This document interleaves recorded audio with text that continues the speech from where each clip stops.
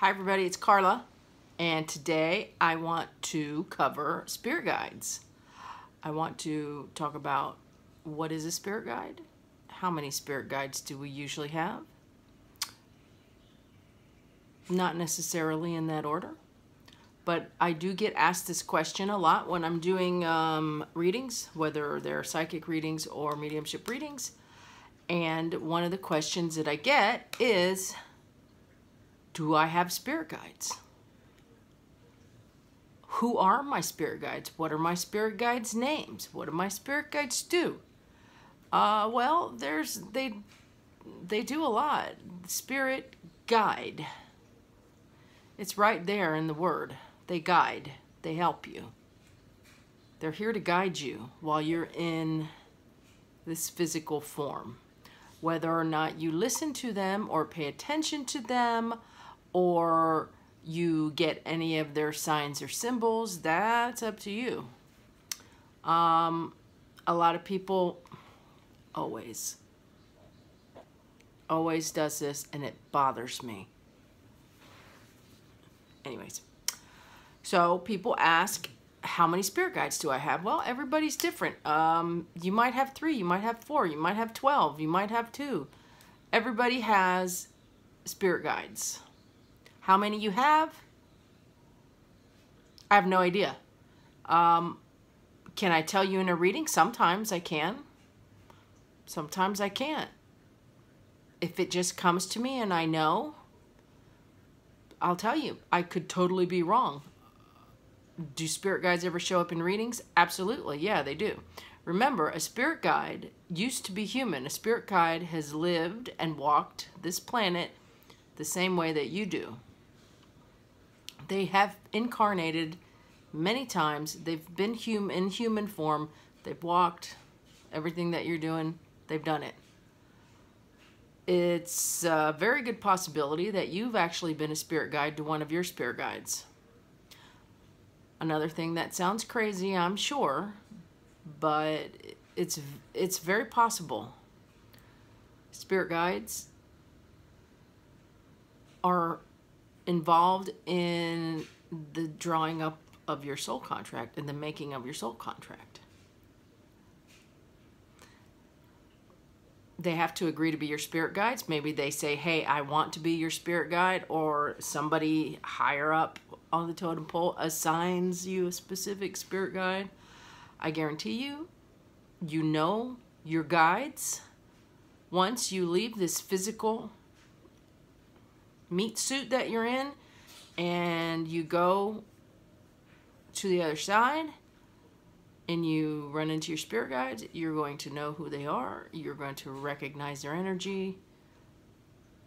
You're going to know them. You're going to know them like you know a good friend here in the physical. You're going to know who they are. You're going to recognize them. They're going to go, oh my God, I've missed you. And you really haven't, because they've been with you. They've been with you. Now, you can pick up more spirit guides while you're here on Earth. Say, you know, you were born, you had 3 that, boom, were there. As you grow, as you get older, as you get into certain things, you will pick up more spirit guides. More than likely, you will pick up more spirit guides. Not always, but usually you will. Knowing your spirit guide's name is not important. You do not need to know your spirit guide's name to have a relationship, to interact with your spirit guides. You do not need to know their names. Again, you do not need to know their names. That's just a bonus. It's a bonus to know your spirit guides' names. It's not necessary. I only know the name of 2 of my guides. And I've got a pretty big team of spirit guides, from what I've seen and from what I've been told. So, do some do more than others? I don't want to say they do more than others. They might be more involved than others. And depending on where you are in your life is also going to determine on what your spirit guides do, or in how they interact, or whatever. A lot of people go their whole life, and if they don't believe in any of this stuff, that's fine. They still have spirit guides. They still have spirit guides. Even people that don't believe in shit. They believe in nothing. They still have spirit guides. Everybody has them. And once they and go, then they're going to go, oh my goodness, I've got spirit guides.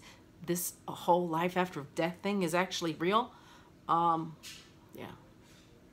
Maybe not exactly like that, but you understand where I'm getting at, what I'm getting at with this. So, do I have spirit guides? Yes, you do. How many spirit guides do I have? I don't know. Sometimes I can tell you in a reading, sometimes I can't. What's my spirit guide's name? Sometimes they will tell me what their name is. Sometimes they won't. Remember, it is not important to know what your spirit guide's name is. It's, if you want to build a relationship with your spirit guides, talk to them. Just talk to them. They're going to listen. If you have any problems and issues, talk to your spirit guides. Have them help you out. Have them try to give you answers in your dreams. Have them give you a sign or a symbol. Pay attention to what's going on. Most people miss the signs that spirit guides give them, or miss information that their spirit guides give. I even miss information spirit guides give me. Sometimes I don't listen to my, I do more now, so now I listen more now than I used to. Even since I've known this stuff is real since I was a child, but I still have not listened to spirit guides before when it was clearly audible. We're talking a voice, not just a sign, you know, or a symbol, like seeing numbers, or seeing like a sign, a picture, an animal that means something, or whatever. We're talking about an audible voice telling me something, and I have ignored it a long time ago. You know, I'm still human. I'm human. This is what people don't realize. I'm human and I make mistakes. Yeah, I've not listened to an audible voice and said, oh, that doesn't mean anything.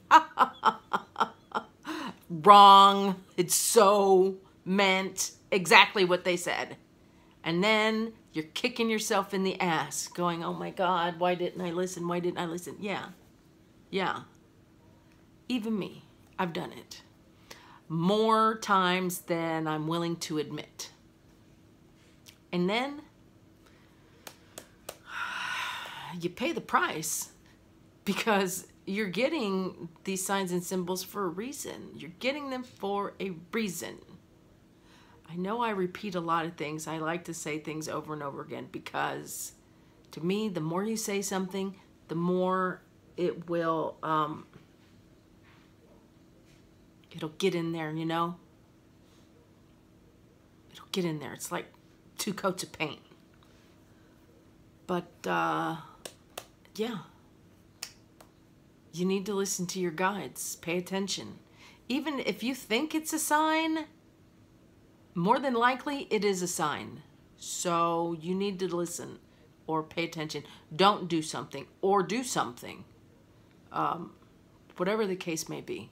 And again, knowing the names of your spirit guides is not important. It really isn't. It doesn't matter. The relationship that you have with them, if you're trying to build a relationship with them, just talking to them, you know, you don't have to hear a voice talking back to you. That is not important. They might communicate with you, you know, mentally. You know, remember, all of this is an energy language. Remember, they're souls on the other side. So communication with them is the same as communicating with your loved ones. It's an energy language. So yeah, it's not important to know their names. You can talk to them as a group if you want. You know, you say, my spirit guides, I want you to help me to grow spiritually. Help me with my spiritual advancement. Help me in being a better person. Help me get this new job. Whatever. You know, help me with my family, with my relationship, with this, with that, and the other. If it is in their realm of possibilities, they are going to help you and they're going to guide you. Maybe they will give you ideas in the middle of the night or in dreams or while you're wide awake. They're putting ideas in your head, telling you, you know what, you really should do this, or you really should try that, or you know what, you need to apply for that job. And then in your own head, you're going, no, there's no way I'm ever going to get that job. There's no way. And then there's another part going, no, go ahead, apply for it. Yeah, yeah. All these things that are going on in your head, a lot of times is soul related, meaning it's from a spirit guide or it's from a loved one that you have on the other side, family or friends, whatever. And if you are alive and you haven't lost anybody that is significant, like a parent or a grandparent or a good friend or an aunt or an uncle or whatever, your spirit guides could be communicating with you. Also, ancestors. Remember, people that are in your family from far, far back. This is part of your ancestral, group. They could be communicating with you too. Oh, another thing. People want to know, well, my mom died 2 years ago. Can she be one of my spirit guides? Not usually. That's not usually how that happens. They don't usually become a spirit guide to you. Is it absolute no that they won't? No, but that's not usually what happens with a family member, mom or dad or grandma or whatever that passes on. They don't necessarily become a spirit guide. That's not how it works. Can they? They could. They could. But remember, your family is going to help you regardless. So they don't have to be a spirit guide. I mean, they don't have to sign up. Oh, you know what? I died a year ago. I want to be my daughter's spirit guide now. They're there regardless. They're your family.